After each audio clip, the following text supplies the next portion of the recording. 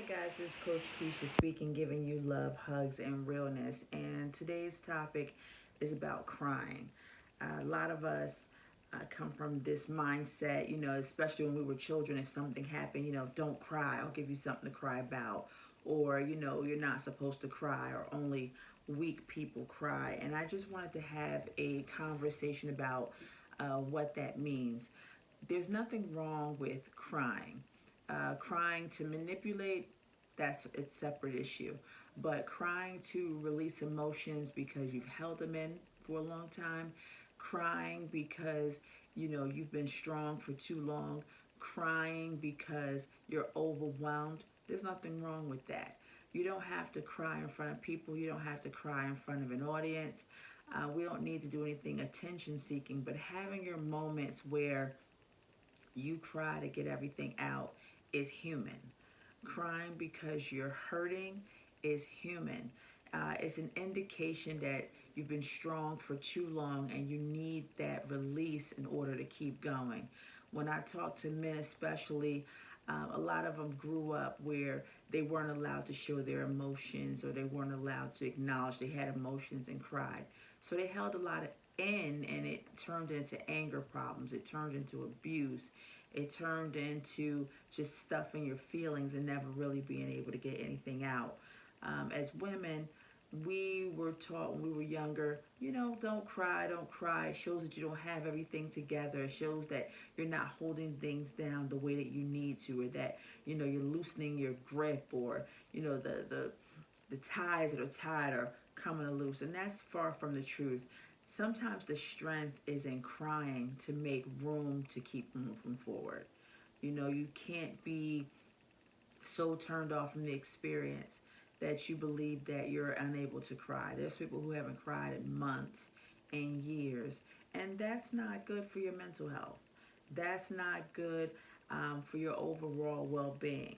Sometimes crying can release a lot, and it's also good for your skin too. If you notice after a good cry, your skin looks great, but regardless of the skin, when you cry, you don't feel better immediately, but you overall do feel better. You are not weak because you cry. You are not without strength because you've acknowledged that you need that release. If you want to, you can cry by yourself. There's nothing wrong with that. I had an aunt that used to say, when you smile, the world smiles with you, and when you cry alone. There's nothing wrong with crying alone, and there's nothing wrong with crying with a trusted source.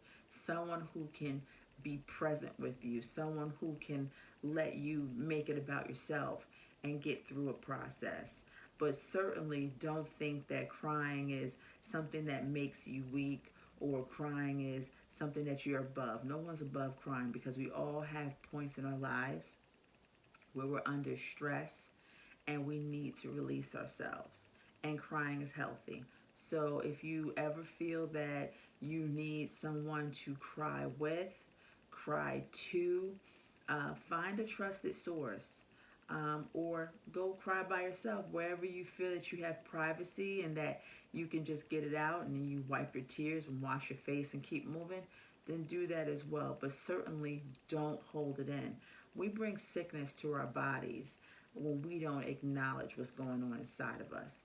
A lot of times, a lot of sickness that goes on is simply because we've held in too much that needs to be released. So find a journal, write some things down, get into some hobbies, do something that promotes self-care, and by all means, if you need to cry, cry.